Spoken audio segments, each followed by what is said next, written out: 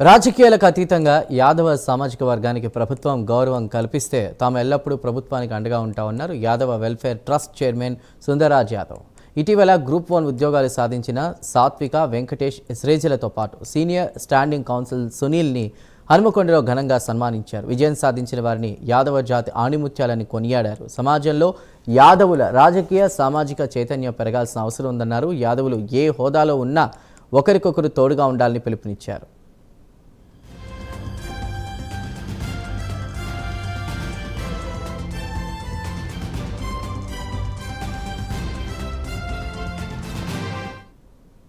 ప్రజల్ని సన్మానించుకొని యాదవ జాతంతా యాదవ కుటుంబాలు సమేతంగా ఇక్కడ విచ్చేసి అడ్వకేట్ సునీల్ శంసానిని వారితో పాటు గ్రూప్ 1లో రీసెంట్లీ సెలెక్ట్ అయిన యాదవ యువ కిషోరాలను కూడా సన్మానించుకోవడం జరిగింది. అందులో వెంకటేష్ గారు, సాత్విక, శ్రీజతో పాటు Snehalatha national teachers award winner వీరందరినీ యాదవ కుటుంబాలన్నీ కలిసి ఈనాడు పెద్ద ఎత్తున వారికి సన్మానం చేయడం జరిగింది. ఇవాళ మా సునీల్ గారికి అవకాశం కల్పించిన ప్రభుత్వానికి కూడా ఈ సందర్భంగా కృతజ్ఞతలు తెలియజేస్తున్నాం. సో నా గురించి చెప్పాలంటే మాది సిద్దిపేట బిజ్జంకి గుగ్గిల గ్రామంలో నుంచి వచ్చాను. అక్కడే చదువుకున్నాను. జెడ్పీహెచ్ స్కూల్లో చదువుకొని మండల టాపర్గా నిలిచి ట్రిపుల్ బాసర్కి వెళ్ళాను. అక్కడ సీట్ సాధించి అక్కడి నుంచి 22 ఇయర్స్ అప్పుడే నాకు బీటెక్ అయిపోయిన తర్వాత అసిస్టెంట్ ఇంజనీర్గా టీహెచ్ జెన్కోలో స్టేట్ 8th ర్యాంక్ సాధించి ఎలక్ట్రిసిటీ డిపార్ట్మెంట్లో ఏఈగా చేరాను. దాన్ని చేస్తూనే ఇంజనీర్గా ఉంటే కొంతవరకే మనం సేవ చేయొచ్చు, పబ్లిక్ సర్వీస్లోకి వస్తే ఇంకా సివిల్ సర్వీస్లోకి వస్తే ఎక్కువగా చేయొచ్చు అనే ఆశయంతో సివిల్ సర్వీస్ చదవడం మొదలుపెట్టాను. జాబ్ చేస్తూనే 2022 నుంచి మా తమ్ముడు హరికృష్ణ ఇద్దరం కలిసి ప్రిపేర్ అయ్యే వాళ్ళము. మా తమ్ముడు సివిల్ ఇంజనీరు.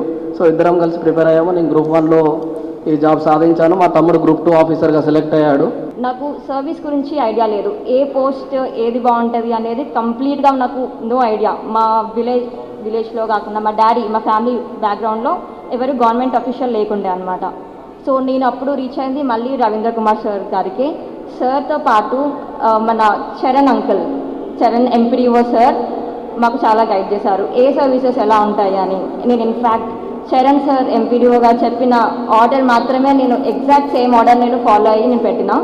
అండ్ ఫైనలీ నాకు ఏఏఓ వచ్చింది అనమాట. సో మీన్ వైల్ గ్రూప్స్ పడడం వల్ల గ్రూప్స్కి కూడా ప్రిపేర్ అయ్యాను. అండ్ ఇంకోటి ఏం చెప్పాలంటే నాతో పాటు మా మదర్ కూడా గ్రూప్ 1 ప్రిలిమ్స్ క్వాలిఫై అయ్యారు. సో మా మదర్ ఇక్కడే ఉన్నారు, శోభ. మా మదర్ సంఘంలో టైపిస్ట్గా వర్క్ చేస్తున్నారు అనమాట.